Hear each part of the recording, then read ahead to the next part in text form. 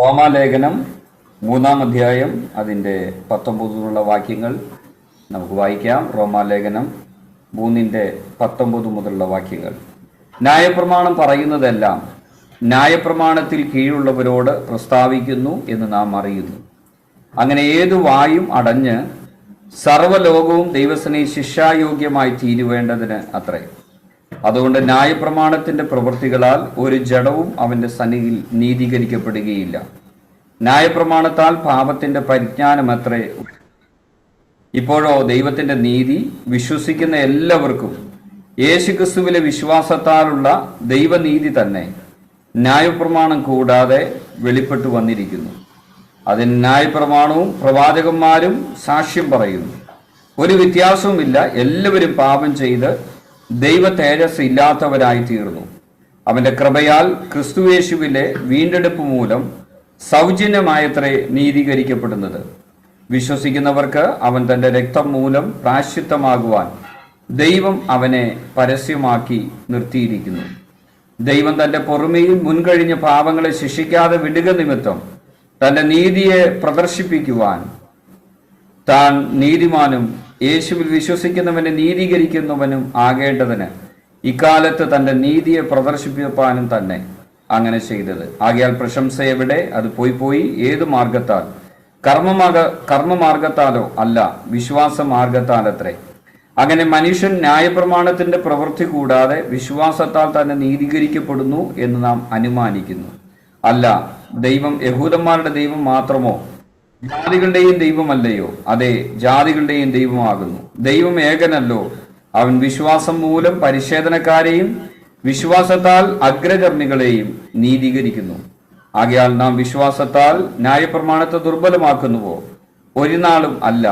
നാം ന്യായപ്രമാണത്തെ ഉറപ്പിക്കുകയത്രേ ചെയ്യുന്നത്. സ്തോത്രം. വിശ്വാസത്താലുള്ള നീതീകരണത്തെക്കുറിച്ചുള്ള ഒരാഴമേറിയ പഠനം റോമാലേഖനത്തിൽ നമുക്ക് കാണാൻ കഴിയും. വിശ്വസിക്കുന്നതിലൂടെയാണ് ഒരു ദൈവവൈതൽ നീതീകരിക്കപ്പെടുന്നത് എന്ന് തിരുവചനം നമ്മെ പഠിപ്പിക്കുന്നു. നമുക്കറിയാം, ന്യായപ്രമാണം ഒത്തിരി നിയമങ്ങളുടെ ഒരു വലിയൊരു കൂട്ടം ന്യായപ്രമാണ യുഗത്തിൽ, ന്യായപ്രമാണ കാലഘട്ടത്തിൽ മനുഷ്യന്റെ മേൽ ദൈവം കൊടുത്തിരുന്നു. 10 പ്രധാന കൽപ്പനയും അതേ തുടർന്ന് ഏകദേശം 600 ഉപകൽപ്പനകളും തിരുവചനത്തിൽ നമുക്ക് കാണാൻ കഴിയും. അപ്പൊ ഈ ന്യായപ്രമാണങ്ങളൊക്കെ ദൈവം കൊടുത്തതിന്റെ ഉദ്ദേശം, ഈ ന്യായപ്രമാണത്തിലൂടെ മനുഷ്യന് ഒരു കാര്യം പഠിപ്പിക്കാൻ ദൈവം ഉദ്ദേശിച്ചിരുന്നു. ഒരു മനുഷ്യനും ദൈവസന്നിധിയിൽ നീതിയുള്ളവനല്ല എന്ന് ദൈവം പറയാൻ ആഗ്രഹിച്ചു. ഈ ന്യായപ്രമാണത്തെ ദൈവത്തെക്കാൾ മുന്നമേ, ദൈവം ന്യായപ്രമാണത്തെ കൊടുക്കുന്നതിന് മുന്നമേ തന്നെ മനുഷ്യന്റെ ജീവിതത്തിലാണ്, മനുഷ്യന്റെ ഹൃദയത്തിലാണ് ഈ ന്യായപ്രമാണ ചിന്തകൾ ഉളവാകാൻ തുടങ്ങിയത്. എന്ന് പറഞ്ഞാൽ, കർത്താവ് പാപങ്ങളുടെ പരിഹാരത്തിന് വേണ്ടി, തെറ്റുകളുടെ പരിഹാരത്തിന് വേണ്ടി വിവിധ ന്യായപ്രമാണങ്ങൾ കൊടുത്തു. ഒരു മനുഷ്യൻ തെറ്റിലകപ്പെട്ടാൽ ഇങ്ങനെ ഇന്ന കാര്യങ്ങൾ ചെയ്ത് പ്രശ്നം പരിഹരിക്കാമെന്ന് ദൈവം ഈ കൽപ്പനകളിലൂടെ സംസാരിച്ചു. വിവിധ യാഗങ്ങൾ കൊടുത്തു. അപ്പൊ ഇത് കർത്താവ് കൊടുക്കുന്നതിന് മുന്നമേ തന്നെ മനുഷ്യന്റെ ഹൃദയത്തിൽ ഇതുണ്ടായതാണ്. എന്ന് പറഞ്ഞാൽ എന്താണ് തെളിവ്? നമുക്കറിയാം, ആദമിന്റെ മക്കളായിരുന്ന കയീനും ഹാബേലും അവർ ദൈവസന്നിധിയിൽ യാഗമായി ചെന്നു എന്ന് തിരുവചനത്തിൽ നമ്മെ പഠിപ്പിക്കുന്നുണ്ട്. അപ്പൊ ഈ യാഗം കൊടുക്കാൻ ആരാണ് പറഞ്ഞത്? അങ്ങനെ ദൈവം പറഞ്ഞതായിട്ട് എങ്ങും കാണുന്നില്ല. ദൈവം അങ്ങനെ ആവശ്യപ്പെട്ടിട്ടില്ല. പക്ഷെ മനുഷ്യന്റെ ഹൃദയത്തിൽ സ്വതവേ തോന്നിയ ആശയമാണ് യാഗവുമായി ദൈവസന്നിധിയിൽ അടുത്തു വരിക.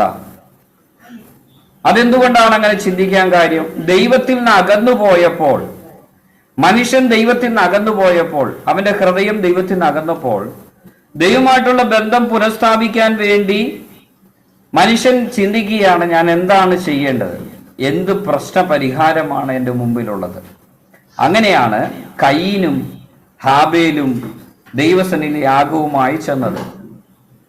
തിരുവചനത്തിൽ നമ്മളിങ്ങനെ വായിക്കുന്നു, ദൈവം ഹാബേലിലും അവന്റെ യാഗത്തിലും പ്രസാദിച്ചു. ദൈവം കയീനിലും അവന്റെ യാഗത്തിലും പ്രസാദിച്ചിട്ടില്ല. അപ്പോൾ ദൈവം പ്രസാദിക്കുന്നത് യാഗത്തെക്കാൾ ഉപരിയായി വ്യക്തിയിലാണെന്ന് നമുക്ക് കാണാൻ കഴിയുന്നുണ്ട്. വ്യക്തിയിൽ പ്രസാദിക്കുന്നില്ലെങ്കിൽ യാഗത്തിലും പ്രസാദമില്ല. ഒരുപക്ഷെ കയീന്റെ യാഗമായിരിക്കാം ഏറ്റവും ബെറ്റർ ആയിരുന്നത്. കയീനായിരിക്കാം ഏറ്റവും ബന്ധപ്പെട്ട് ദൈവസേനയിൽ യാഗവുമായി ചെന്നത്. കയീനായിരിക്കാം ഏറ്റവും വില മുടക്കിയത്. പക്ഷെ ദൈവത്തിന്റെ പ്രസാദം ഹാബേലിൽ മേലായിരുന്നു. ഹാബേലിന്റെ മേല് ദൈവം പ്രസാദിച്ചു. ഹാബേലിന്റെ യാഗത്തിലും ദൈവം പ്രസാദിപ്പിച്ചു. അപ്പൊ യാഗം കൊണ്ടല്ല ദൈവത്തെ പ്രസാദിപ്പിക്കപ്പെട്ടത്, മറിച്ച് ഹൃദയങ്ങൾ കൊണ്ടാണ്. ഹാബേലിന്റെ ഹൃദയത്താൽ ദൈവത്തെ പ്രസാദിപ്പിച്ചു. കയീൻ ഹൃദയം കൊണ്ട് ദൈവത്തെ മുഷിപ്പിച്ചു. അപ്പോൾ യാഗത്തിന്റെ ചിന്ത ദൈവമല്ല മനുഷ്യർക്ക് കൊടുത്തത്, മനുഷ്യർ സ്വതവേ അങ്ങനെ ഒരു പദ്ധതി ഒരുക്കിയതാണ്. അങ്ങനെ മനുഷ്യന്റെ ഹൃദയത്തിൽ ദൈവത്തിൽ നിന്ന് അകന്നുപോയ ദൈവിക ബന്ധത്തെ എങ്ങനെ പുനഃസ്ഥാപിക്കാം എന്നുള്ള ചിന്തയിൽ നിന്നാണ് ഓരോ യാഗങ്ങളെ കുറിച്ചും ഓരോ പാപപരിഹാരത്തെക്കുറിച്ചൊക്കെ ഇവർ ചിന്തിച്ച് മുന്നോട്ട് പോയപ്പോഴാണ് മനുഷ്യനോട് ദൈവം പറഞ്ഞത്, അങ്ങനെയെങ്കിൽ ഞാൻ നിനക്ക് കുറെ കൽപ്പനകൾ തരാം. ഈ കൽപ്പനകളൊക്കെ അനുസരിച്ച് എന്നെ പ്രസാദിപ്പിച്ച് മുന്നോട്ട് പോകാൻ ശ്രമിക്കുക എന്ന് കർത്താവ് പറഞ്ഞു.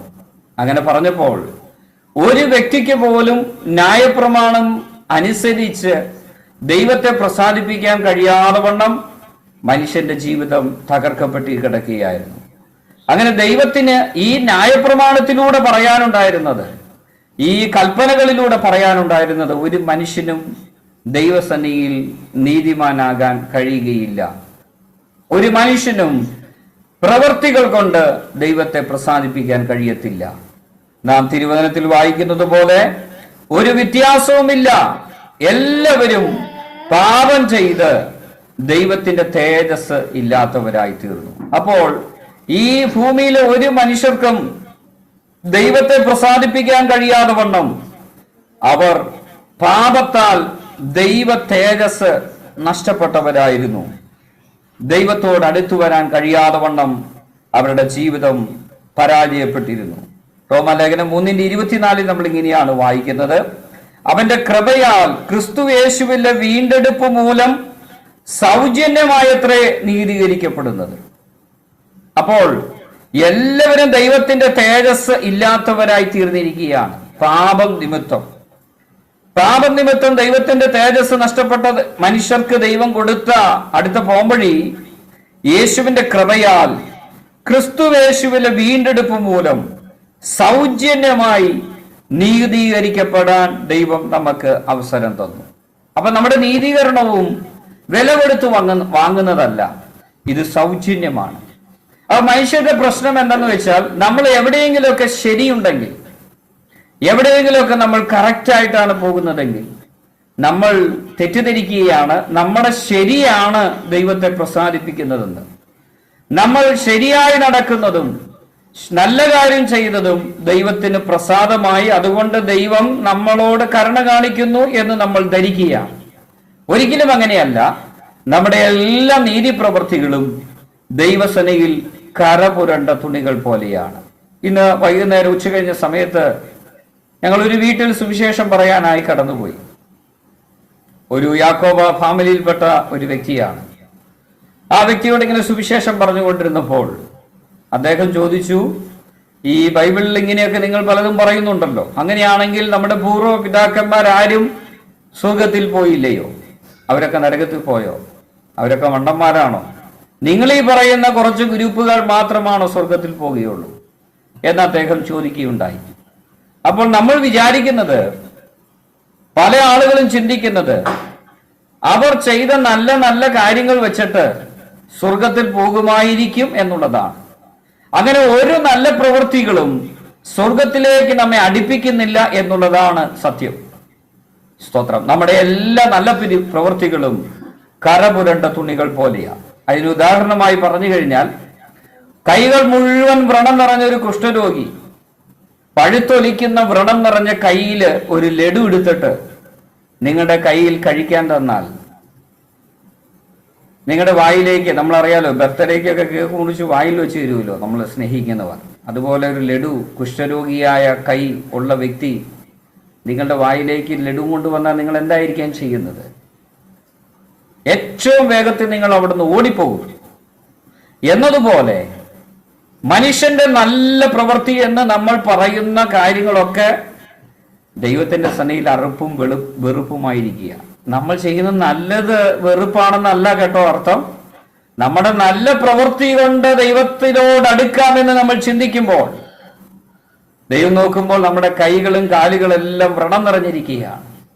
പാപത്തിന്റെ ശക്തി നമ്മുടെ ഹൃദയത്തെ തകർത്തിരിക്കുകയാണ്. അതുകൊണ്ട് നമ്മുടെ നല്ല പ്രവൃത്തികളൊന്നും ദൈവത്തിന് പ്രസാദമാകുന്നില്ല.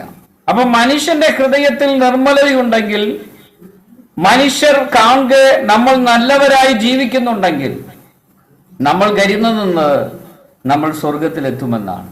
അപ്പൊ ഒരു ശരാശരി മനുഷ്യന്റെ ചിന്ത അവന്റെ നല്ല പ്രവൃത്തികൾ സ്വർഗത്തിലേക്ക് എത്തിക്കുന്നു. എന്നാൽ കുറച്ചു പേരുണ്ട് ഞങ്ങൾ യോഗ്യരല്ലെന്ന് ചിന്തിക്കുന്ന ഒത്തിരി പേരുണ്ട്. സ്തോത്രം.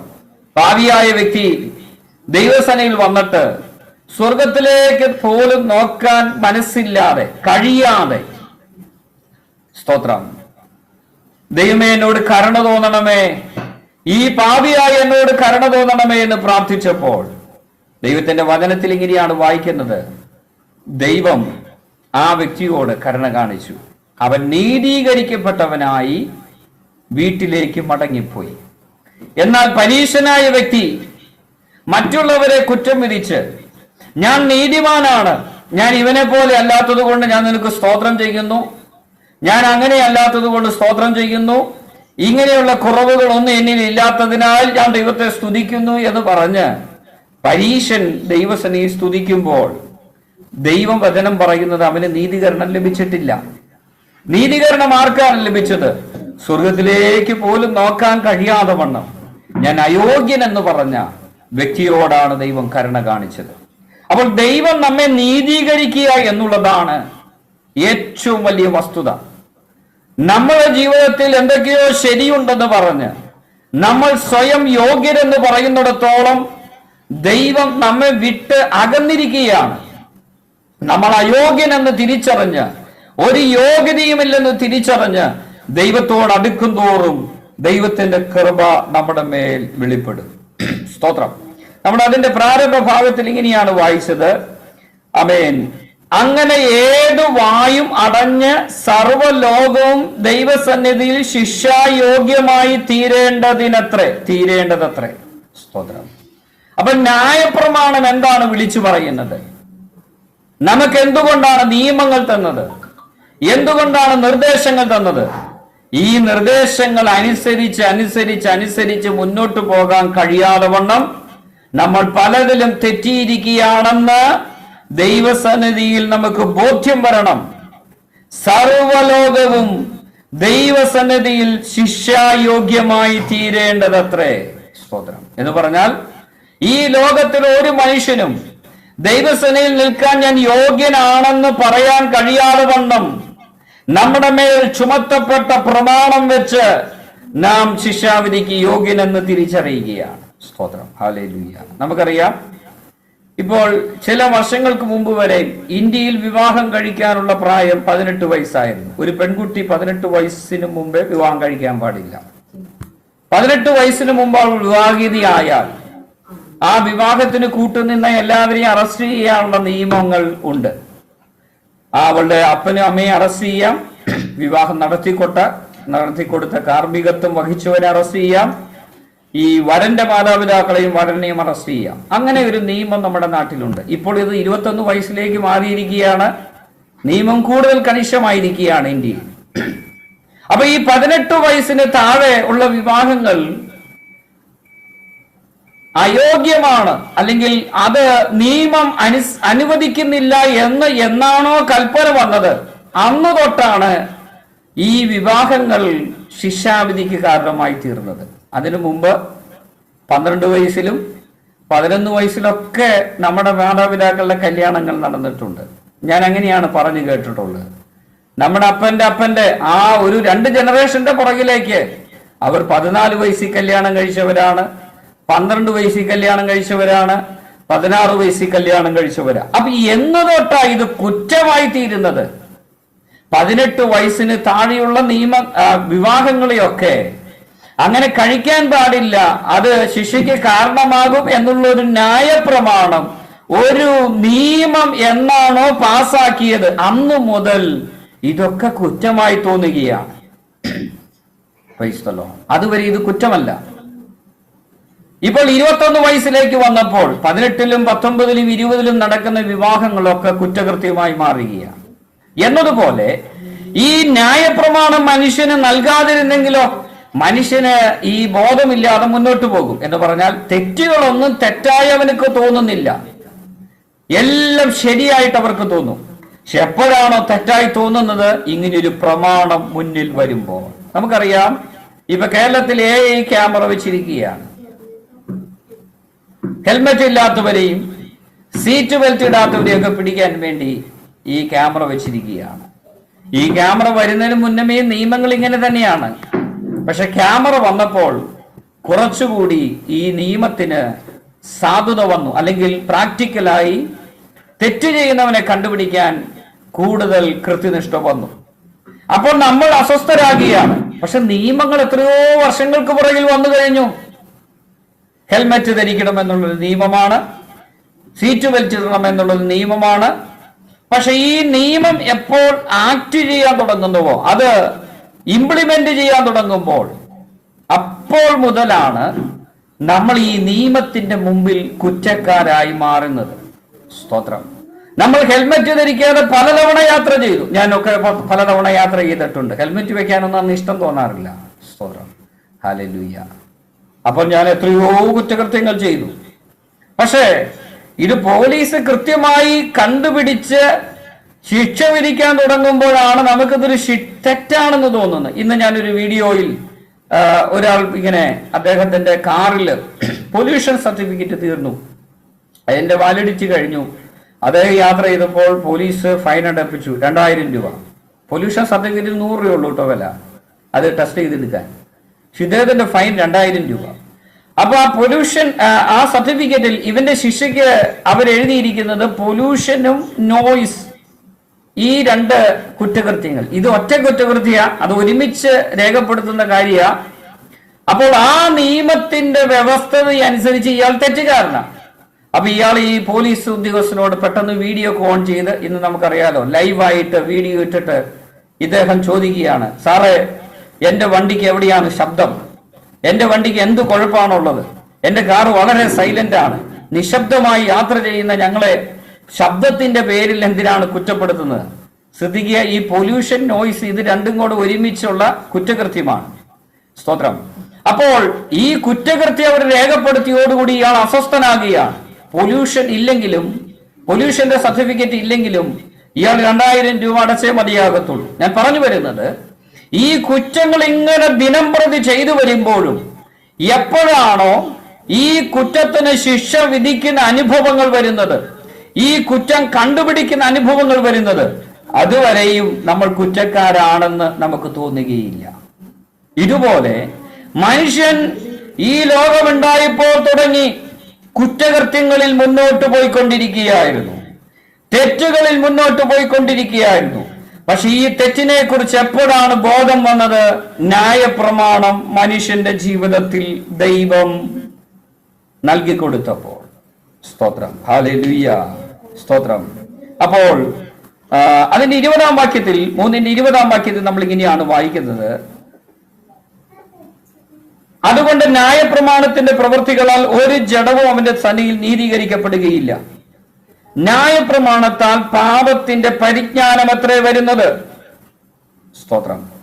അപ്പോൾ ന്യായപ്രമാണം കൊണ്ട് ഒരു ജഡവും നീതീകരിക്കപ്പെടത്തില്ല. എന്ന് പറഞ്ഞാൽ ഇന്നത് ചെയ്താൽ നീ രക്ഷപ്പെടുമെന്ന ദൈവത്തിന്റെ വചനം അല്ലെങ്കിൽ ന്യായപ്രമാണം നമുക്ക് നൽകി തന്നത് അനുസരിച്ചിട്ട് ഒരുത്തനും നീതീകരിക്കപ്പെടാൻ പോകുന്നില്ല. മറിച്ച് ഈ ന്യായപ്രമാണം നമ്മൾ അയോഗ്യനാണെന്നുള്ള കാര്യത്തെ കുറിച്ച് ബോധ്യം വരുത്തുകയാണ്.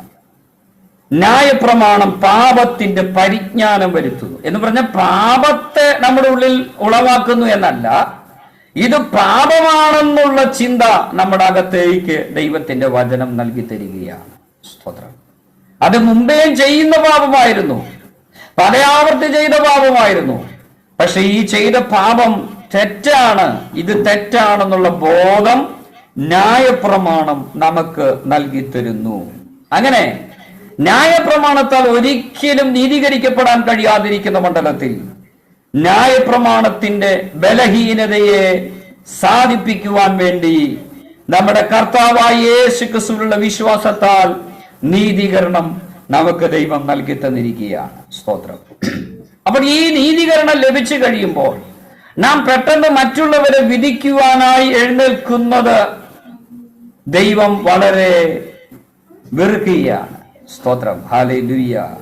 അതിന്റെ 21 മുതലുള്ള വാക്യങ്ങളിൽ, ഇപ്പോഴോ ദൈവത്തിന്റെ നീതി വിശ്വസിക്കുന്ന എല്ലാവർക്കും യേശു ക്രിസ്തുവിലെ വിശ്വാസത്താലുള്ള ദൈവനീതി തന്നെ ന്യായപ്രമാണം കൂടാതെ വെളിപ്പെട്ടു വന്നിരിക്കുകയാണ്. ദൈവത്തിന്റെ നീതി ഇന്ന് വിശ്വസിക്കുന്നവരുടെ മേൽ വെളിപ്പെടുന്നു.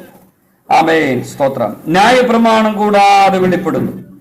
അതിന് ന്യായപ്രമാണവും പ്രവാചകന്മാരും സാക്ഷ്യം പറയുന്നു.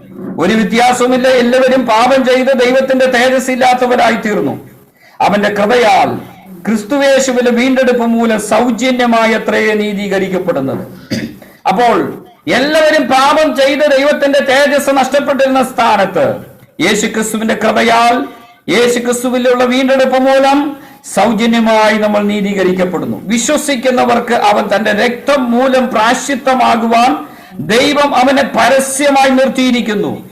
ദൈവം തന്റെ പൊറുമയിൽ മുൻകഴിഞ്ഞ പാപങ്ങളെ ശിക്ഷിക്കാതെ വിടുക നിമിത്തം തന്റെ നീതിയെ പ്രദർശിപ്പിക്കുവാൻ താൻ നീതിമാനും യേശുവിൽ വിശ്വസിക്കുന്നവനെ നീതീകരിക്കുന്നവനുമാകേണ്ടതിന് ഇക്കാലത്ത് തന്റെ നീതിയെ പ്രദർശിപ്പിക്കുവാൻ തക്കവണ്ണം അങ്ങനെ ചെയ്തു. സ്തോത്രം. ഹല്ലേലൂയ. ഇന്ന് കർത്താവായ യേശു ക്രിസ്തുവിനെ നമ്മുടെ മുമ്പിൽ പരസ്യമായി നിർത്തിയിരിക്കുകയാണ്. എന്തിനു വേണ്ടി? യേശുവിൽ വിശ്വസിക്കുന്നവർക്ക് തന്റെ രക്തം മൂലം പ്രായശ്ചിത്തമാകുവാൻ യേശുവിനെ പരസ്യമായി നിർത്തിയിരിക്കുകയാണ്. ന്യായപ്രമാണത്തിന് കഴിയാത്തതിനെ സാധിപ്പിക്കുവാൻ നിയമങ്ങൾ എന്നോടും നിങ്ങളോടും വിളിച്ചു പറയുന്നു. നമുക്ക് പരാജയങ്ങളുണ്ട്, നമുക്ക് കുറവുകളുണ്ട്, നമുക്ക് ബലഹീനതകളുണ്ട്. നമ്മുടെ കുറവുകളും ബലഹീനതകളും നിമിത്തം ദൈവസന്നിധിയോട് അടുത്തു വരാൻ കഴിയാതെ വണ്ണം നാം എല്ലാവരും പാപത്തിന്റെ കീഴിൽ അടയ്ക്കപ്പെട്ടവരായിരുന്നു. എല്ലാവരും ദൈവസന്നിധിയിൽ ശിക്ഷായോഗ്യരായിരുന്നു. ഒരു വ്യക്തിക്കും എന്റെ കഴിവ് കൊണ്ട് ഞാൻ നിന്നു എന്ന് പറയാൻ കഴിയാതെ വണ്ണം എല്ലാവരും ദൈവസന്നിധിയിൽ അയോഗ്യരായിരുന്നു, കുറവുകളുള്ളവരായിരുന്നു. സ്തോത്രം. അപ്പൊ ഈ കുറവുകളുള്ള നമ്മൾ അത് ബോധ്യപ്പെടാതെ മുന്നോട്ട് പോകും തോറും നമ്മുടെ ജീവിതത്തിൽ വീണ്ടും വീണ്ടും പരാജയം വരികയാണ്. സ്തോത്രം. നമ്മുടെ ജീവിതത്തിൽ പാപങ്ങളാൽ നിറയപ്പെട്ടിരുന്നു. നമ്മൾ അയോഗ്യരായിരുന്നു. ദൈവത്തോട് അടുക്കാൻ കഴിയാതെ വണ്ണം ജീവിതത്തിൽ പരാജയം ഉണ്ടായിരുന്നു എന്ന് തിരിച്ചറിയാതിരിക്കുമ്പോൾ നമ്മൾ വീണ്ടും ന്യായപ്രമാണത്തിന്റെ പ്രവൃത്തിയിൽ ആശ്രയിക്കുകയാണ്. സ്തോത്രം. ഞാൻ നല്ലവനല്ലേ? എന്നിൽ എന്തെങ്കിലും കുറവുണ്ടോ? ഞാൻ ചെയ്തത്, പ്രവർത്തിക്കുന്നത്, ചിന്തിക്കുന്നത്, കഴിഞ്ഞ നാളുകളിൽ ചെയ്തതൊക്കെ ശരിയാണ് ശരിയാണ് ശരിയാണെന്ന് നിങ്ങൾ നിങ്ങളെ തന്നെ വിധിക്കുന്നോറും ന്യായപ്രമാണത്തിന്റെ പ്രവൃത്തിയിലേക്ക് നിങ്ങൾ തിരിഞ്ഞു നടക്കുന്നു. ന്യായപ്രമാണത്തിന്റെ പ്രവൃത്തി നിങ്ങളെ അയോഗ്യരാക്കിയാണ്. സ്തോത്രം. ആരെങ്കിലും ന്യായപ്രമാണത്തിൽ ആശ്രയിച്ചാൽ അവർ ശപിക്കപ്പെട്ടവരെന്ന് തിരുവചനം നമ്മളോട് പറയുന്നു. ന്യായപ്രമാണത്തിന്റെ പ്രവൃത്തിയിൽ ആശ്രയിക്കുന്നവനൊക്കെ ശപിക്കപ്പെട്ടവനാ. അത് ചെയ്യുന്നവൻ അതിനാൽ ജീവിക്കുമെന്ന് തിരുവചനം നമ്മളോട് പറയുന്നു. അത് ചെയ്ത് ജീവിക്കാൻ കഴിയാതെ വണ്ണം, ന്യായപ്രമാണത്തെ പൂർണ്ണമായി നിവർത്തിപ്പാൻ കഴിയാതെ വണ്ണം ന്യായപ്രമാണം നമുക്ക് ബലഹീനമായിരിക്കുകയാണ്, നമ്മെ ബലഹീനമാക്കിയിരിക്കുകയാണ്. അല്ലെങ്കിൽ ന്യായപ്രമാണത്താൽ ശുദ്ധീകരിക്കപ്പെടാൻ കഴിയാതെ വണ്ണം, നീതീകരിക്കപ്പെടാൻ കഴിയാതെ വണ്ണം നമ്മുടെ ജീവിതത്തിൽ പ്രവൃത്തികൾ നിമിത്തം നമ്മൾ പരാജിതരാണ്. എന്നാൽ കർത്താവായ യേശു ക്രിസ്തുവിനെ ഇന്ന് രാത്രിയിൽ പരസ്യമായി നിർത്തിയിരിക്കുന്നത് എന്തിനു വേണ്ടിയിട്ടാണ്? യേശു ക്രിസ്തുവിൽ വിശ്വസിക്കുന്നവർക്ക് തന്റെ രക്തം മൂലം പ്രായശ്ചിത്തമാകുവാൻ ഈ രാത്രിയിലും യേശുവിനെ നമ്മുടെ മുമ്പിൽ പരസ്യമായി നിർത്തിയിരിക്കുകയാണ്. സ്തോത്രം. ഹല്ലേലൂയ. ദൈവം തന്റെ പൊറുമയിൽ മുൻകഴിഞ്ഞ പാപങ്ങളെ ശിക്ഷിക്കാതെ വിടുക നിമിത്തം തന്റെ നീതിയെ പ്രദർശിപ്പിക്കുവാൻ താൻ നീതിമാനും യേശുവിൽ വിശ്വസിക്കുന്നവനെ നീതീകരിക്കുന്നവനുമാകേണ്ടതിന് ഇക്കാലത്ത് തന്റെ നീതിയെ പ്രദർശിപ്പിക്കുവാൻ തന്നെ. സ്തോത്രം. നമ്മൾ കഴിഞ്ഞ നാളുകളിൽ ചെയ്ത ശിക്ഷയ്ക്ക് എന്തുകൊണ്ട് ദൈവം പാപത്തിന് എന്തുകൊണ്ട് ശിക്ഷ വിധിച്ചില്ല? സ്തോത്രം. നമ്മൾ ഒരുപക്ഷെ രക്ഷിക്കപ്പെട്ടത് കുറച്ചു കാലങ്ങൾക്കിടയിലായിരിക്കാം. സ്തോത്രം. പക്ഷെ നമ്മൾ ചെയ്ത നമുക്ക് അറിവുള്ള പ്രായം തൊട്ടൊന്ന് ചിന്തിച്ചു നോക്കിയേ. 8, 9, 10, 11, 12 വയസ്സിൽ നമ്മൾ ചെയ്തു കൂട്ടി ഓരോ കാര്യങ്ങളുണ്ടല്ലോ. നമ്മുടെ ജീവിതത്തിൽ ചെയ്ത ഒരുപാട് പാപങ്ങളുണ്ടല്ലോ. തുടർന്ന് നമ്മുടെ ജീവിതത്തിൽ ചെയ്ത ഒത്തിരി തെറ്റുകളുണ്ടല്ലോ. ഈ തെറ്റുകളെ ദൈവം എന്തുകൊണ്ട് ശിക്ഷിക്കാതെ വിട്ടു? എന്തുകൊണ്ട് ഈ തെറ്റിനോട് ദൈവം ഇടപെടാതിരുന്നു? കാരണം ദൈവത്തിന്റെ നീതിയെ പ്രദർശിപ്പിക്കാൻ വേണ്ടി, തന്നിൽ വിശ്വസിക്കുന്ന മക്കൾക്ക് വേണ്ടി ദൈവം സൗജന്യമായി നൽകിക്കൊടുക്കുന്ന നീതിയുടെ പ്രവൃത്തിയെ വെളിപ്പെടുത്തുവാൻ, സ്തോത്രം, ദൈവം നമ്മുടെ പാപങ്ങളെ ശിക്ഷിക്കാതെ വിട്ട് ഈ 2023 ആമേ സ്തോത്രം നവംബർ മാസം നമ്മളെ ദൈവം നിലനിർത്തിയിരിക്കുന്ന എന്തിനു വേണ്ടി? ആമേ നമ്മുടെ ജീവിതത്തിലെ കുറവുകളെ പരിഹരിക്കുവാൻ, നമ്മളോട് കരുണ കാണിക്കുന്ന ഒരു ദൈവമുണ്ടെന്ന് വെളിപ്പെടുത്തുവാൻ, ദൈവം തന്റെ നീതിയെ പ്രദർശിപ്പിക്കുവാൻ. ആമേൻ, ഹല്ലേലൂയ. യേശുവിൽ വിശ്വസിക്കുന്നവനെ നീതീകരിക്കുന്നവനെന്നും ദൈവം നീതിമാനെന്നും ആമേൻ ഇത് വെളിപ്പെടുത്തുവാൻ ദൈവം കഴിഞ്ഞ നാളുകളിലെ തെറ്റുകൾ നമ്മളോട് കണക്കിടാതെ നമ്മളോട് കരുണ കാണിച്ചു. ആകയാൽ നിങ്ങൾ ഏതിലാണ് പ്രശംസിക്കുന്നത്? നിങ്ങൾ ഒരുപക്ഷെ രക്ഷിക്കപ്പെട്ട ഒരു ദിവസം എടുത്തിട്ട് പറയുന്നുണ്ടാവും, ഞാൻ ഇന്നു മുതൽ വലിയ മനുഷ്യനാണ്, നല്ല മനുഷ്യനാണ്, കുറവുകളൊന്നുമില്ലാത്ത മനുഷ്യനാണ്. പക്ഷെ കർത്താവ് വീണ്ടും ചോദിക്കുക, സ്തോത്രം, നിന്റെ മുൻകഴിഞ്ഞ പാപങ്ങളെ ശിക്ഷിക്കാതെ വിട്ടതുകൊണ്ടല്ലേ നീ ആ ഡേറ്റ് വരെയും എത്തിച്ചേർന്നത്? നീ രക്ഷിക്കപ്പെട്ടു എന്നോ ദൈവകൃപയിൽ നിൽക്കുന്നുവെന്നോ പറയുന്ന ഈ കാലഘട്ടത്തിന് മുന്നമേ നിന്റെ പാപത്തോട് ദൈവത്തിന് ഇടപെടാൻ കഴിയുമായിരുന്നു, ദൈവത്തിന് ശിക്ഷ വിധിക്കാൻ കഴിയുമായിരുന്നു. പക്ഷെ ദൈവം കരുണ കാണിച്ചത് എന്തുകൊണ്ട്? ദൈവം നിന്നെ നീതീകരിക്കുന്നവനാകൊണ്ട്. സ്തോത്രം. ദൈവം സൗജന്യമായി നിന്നെ നീതീകരിക്കുവാൻ ഇഷ്ടപ്പെട്ടതുകൊണ്ട്. ആകയാൽ നീ പ്രശംസിക്കുന്നത് ഏതിലാണ്? കർമ്മമാർഗത്തിലാണോ? നീ ചെയ്ത കാര്യങ്ങൾ കൊണ്ട് ദൈവത്തെ പ്രസാദിപ്പിക്കുന്നു എന്നാണോ നീ പറയുന്നത്? അതോ വിശ്വാസ മാർഗത്താലാണോ നീ ദൈവത്തെ പ്രസാദിപ്പിക്കുന്നത്? ന്യായപ്രമാണത്തിന്റെ പ്രവൃത്തി കൂടാതെ മനുഷ്യൻ വിശ്വാസത്താൽ തന്നെ നീതീകരിക്കപ്പെടുന്നു. ഇത് വിളിച്ചു പറയാൻ വേണ്ടി കർത്താവ് നമ്മളോട് ഈ രാത്രിയും കരുണ കാണിക്കുന്നു. സ്തോത്രം. Hallelujah, hallelujah. ഇന്ന് രാത്രി വിശ്വാസത്താൽ നമുക്ക് നീതീകരണമുണ്ട്. നമ്മുടെ കണ്ണുകൾ അടയ്ക്കാമോ? ദൈവസനെ നമുക്ക് വീണ്ടും പ്രാർത്ഥിക്കാം. സ്തോത്രം. നമ്മുടെ കർത്താവായ യേശു ക്രിസ്തുവിനെ പരസ്യമായി ഈ രാത്രിയിലും ദൈവം നമ്മുടെ മുന്നിൽ നിർത്തിയിരിക്കുകയാണ്. എന്തിനു വേണ്ടി? യേശുവിൽ വിശ്വസിക്കുന്നവർക്ക് തന്റെ രക്തം മൂലം പ്രാശ്ചിത്തമാകുവാൻ ദൈവം യേശുവിനെ ഈ രാത്രിയിലും പരസ്യമായി നിർത്തിയിരിക്കുന്നു. നിങ്ങളുടെ പ്രവൃത്തികൾ കൊണ്ട് നിങ്ങൾക്ക് നീതീകരിക്കപ്പെടാൻ കഴിയത്തില്ല. ന്യായപ്രമാണത്തിന്റെ പ്രവൃത്തിയിൽ ആശ്രയിക്കുന്ന ഏത് മനുഷ്യനും ശപിക്കപ്പെട്ടവനാണ്. ന്യായപ്രമാണത്താൽ നിനക്ക് നീതീകരണം വരുന്നില്ല, അവൻ പൂർണ്ണമായി ശുദ്ധീകരണം വരുന്നില്ല. ന്യായപ്രമാണം നീ പാപിയാണെന്നുള്ള ആ ബോധ്യതയാണ് നിന്റെ അകത്ത് കൊണ്ടുവരുവാൻ ദൈവം ആഗ്രഹിച്ചത്. എന്നാൽ ഇന്ന് രാത്രി എവിടെയാണ് നമ്മൾ നീതീകരിക്കപ്പെടുന്നത്? സൗജന്യമായി നമ്മെ നീതീകരിക്കുന്ന കർത്താവ്. സ്തോത്രം. ഹല്ലേലൂയ. ആമേൻ. നമ്മുടെ കഴിഞ്ഞ നാളുകളിലെ പാപത്തെ ശിക്ഷിക്കാതെ വിട്ട് ആമേൻ തന്റെ നീതിയെ പ്രദർശിപ്പിക്കുവാൻ, തന്നിൽ വിശ്വസിക്കുന്നവനെ നീതീകരിക്കുന്ന ഈ ദൈവിക മഹത്വം വെളിപ്പെടുത്തുവാൻ ഈ രാത്രിയിൽ കർത്താവ് നമുക്ക് കൃപ നൽകി. ഈ രാത്രി യേശുവിനോടൊന്ന് പ്രാർത്ഥിക്കാമോ? നമ്മുടെ പ്രവൃത്തികൾ കൊണ്ട് നീതീകരിക്കപ്പെടാൻ കഴിയത്തില്ല. നാം മറ്റുള്ളവരെ വിധിക്കുന്നുണ്ടോ, നാം യോഗ്യനെന്നും മറ്റുള്ളവർ അയോഗ്യരെന്നും നാം പറയുന്നുണ്ടെങ്കിൽ, ഈ രാത്രി നാം നമ്മുടെ പ്രവൃത്തിയിൽ ആശ്രയിക്കുന്നുണ്ടെങ്കിൽ, ഈ രാത്രി ദൈവസന്നിധിയിൽ അനുതാപത്തോടൊന്ന് മടങ്ങി വരാമോ?